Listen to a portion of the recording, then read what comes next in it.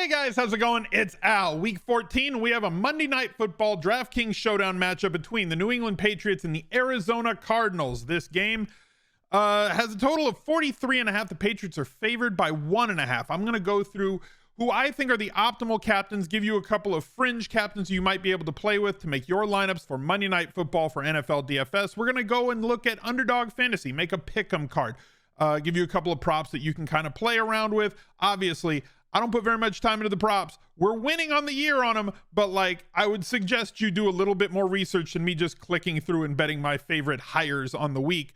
But definitely go check out Underdog Fantasy as well as plugging those different plays that we talk about into the lineup builder over at Fantasy Lab. So thank you guys for being here. Drop a like on the video, subscribe to the channel, ring that notifications bell, leave me a reply down below with who your favorite captain is this Monday night.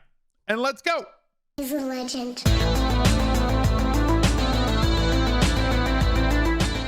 Let's start over at Underdog Fantasy. And if you don't have an account over at Underdog right now, you can sign up and use that promo code ALSMIZZLE, ALSMIZZLE. You can go straight there by going to smizzle.tv/underdog. It'll take you right to the sign up page. You get up to $100 deposit bonus on your first deposit that you can use for like a free bet on these Underdog pick'em cards. So like for Monday Night Football, just this game alone, give me higher than 33 receiving yards for Ramondre Stevenson, please. That seems like entirely too easy.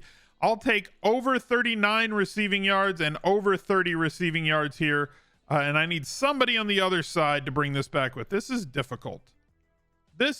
These three, they'll have more for you on Monday afternoon, but I'm doing this on Sunday afternoon at halftime of the later games. So like, having a Cardinal on this is very tough because you have to have two guys on two different teams. So let me get higher than 3 receptions.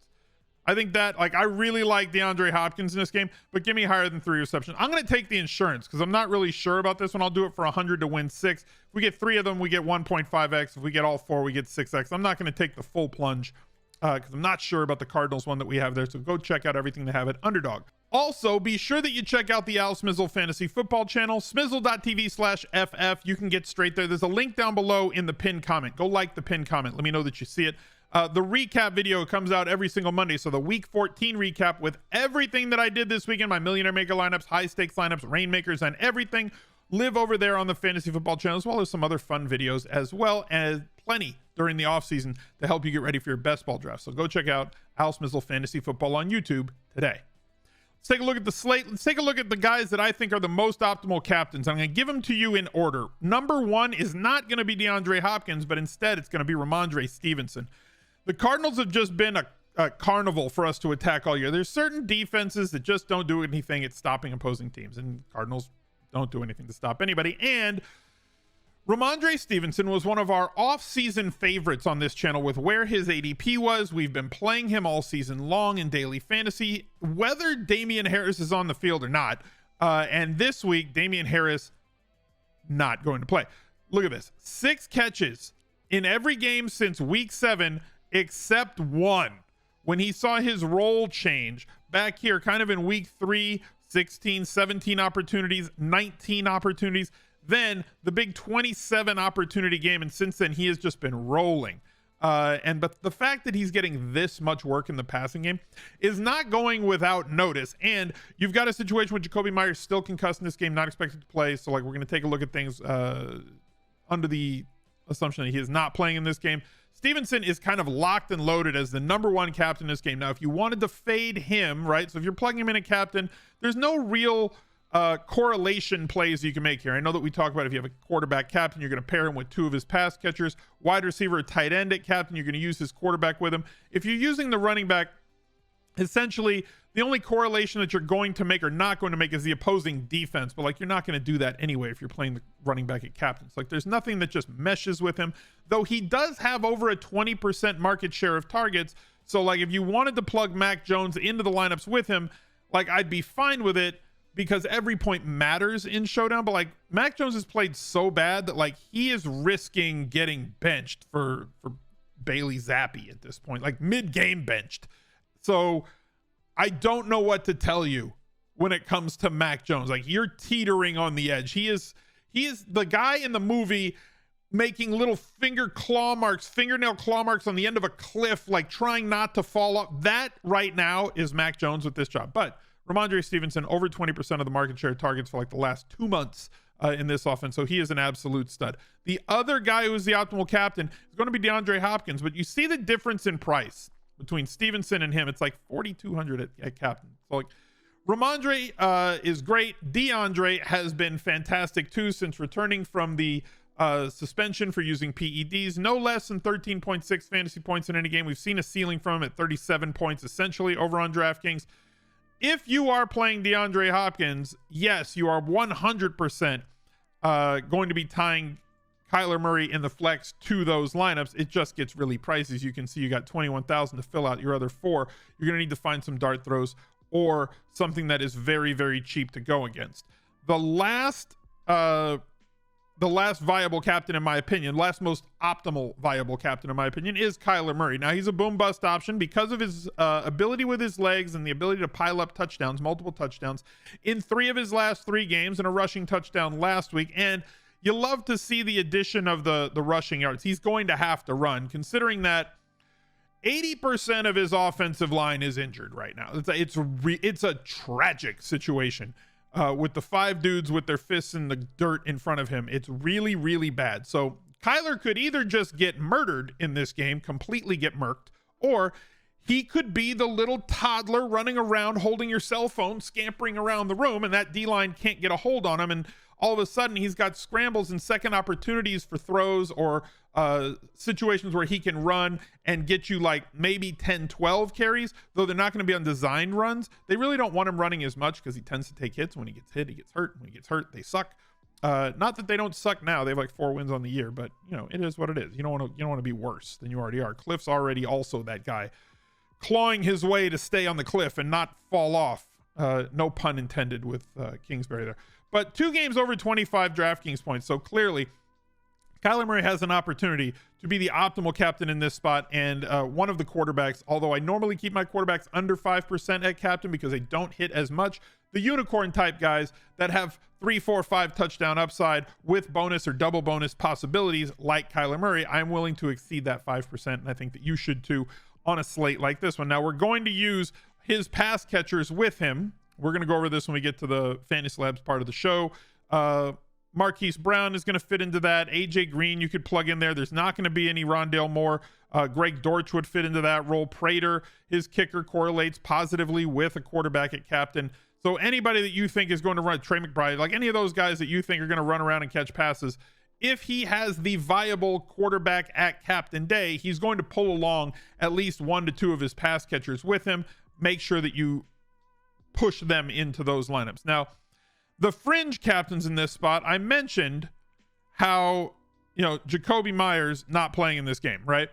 So he's out, which puts us in the spot where now we have to consider what happens in the games where he doesn't play. And the biggest beneficiary directly to Jacoby Myers being out has been Devonta Parker. Like, he's been the guy. Now, he does not have a massive ceiling. He's played 2 games this year without Myers on the field, and in those 2 games he has seen 6 targets per game. So we're not talking about him getting like 8, 9, 10 targets, but the biggest possibility that he has is the games where he sits out. You saw this game here. There was another game in the last couple weeks where like he averages 6 targets a game in those 2 games that Myers has been out. You also get a few more yards per game, but I don't think he's captain viable from somebody like Nelson Aguilar. He is strictly like a downfield threat the way that they utilize him. He's their deep threat, but Mac Jones has not been very good this year. The player who also becomes viable in this game, possibly as a captain, if he does find his way into the end zone 2 times, is going to be Hunter Henry. Now, again, these are the fringe captains, not your core captains, but guys that I think can get you there. 1, based on what they can do, and 2, what they leave you with. 8,400 at captain for a guy who has massively outsnapped. I know that the aren't you scared of guys are going to pop into the replies. Aren't you scared of Jonnu Smith? No, because Hunter Henry has like 4x'd the snaps of Jonnu Smith. He also runs like 30 routes per game. He's always at least out there in the route and definitely a big red zone target. So if everybody is flocking to Ramondre, if Hunter Henry's the guy who scores 2 touchdowns, and don't forget, he did have 1 called back in that game against Minnesota. Like they go to him when they get near the red zone and near the end zone. He's that guy who could be the cheap, sneaky captain. And considering that Arizona has been the tight end flow chart this year, they're like leading the league in terms of tight end catches against, tight end yards against, tight end touchdowns against. Like, the more things change, the more they stay the same. It's the same as it ever was with the Cardinals defense. We're just playing tight ends against them pretty much every week. This is a great touchdown upside, catch upside, yards upside spot for Hunter Henry, as long as he gets some sort of steady quarterback play. Hollywood Brown is another fringe guy in this group because he can do it all for you in basically just one play.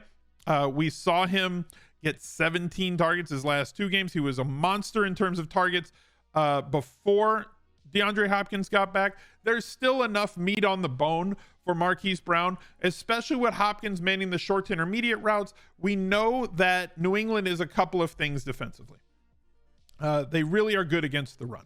They're the number 3 DVOA defense in the league overall. They're a little bit more susceptible through the air than they are on against the run. Against the run, they stifle everything. And it's why I don't think that James Conner is a viable captain this week, because New England is just so good at stopping opposing running backs. Now, Conner does have volume on his side. He is playing 90+% and getting 90+% of the snaps and getting 90+% of the running back touches for Arizona since week 10. So the volume is clearly on his side, but the explosiveness has not been. He is their main guy once they get inside the 5. 4 touchdowns scored in the last 3 games.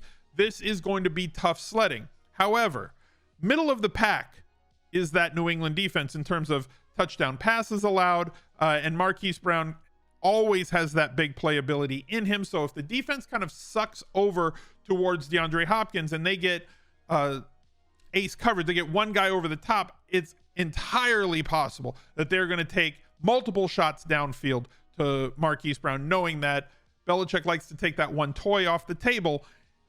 They're going to be able to do it with James Conner. I think they're going to roll things over to DeAndre Hopkins, which means that Marquise Brown gets a chance at being one of those fringe captains who could do it all for you. And if you are playing him at captain, again, you're using Kyler Murray in those lineups.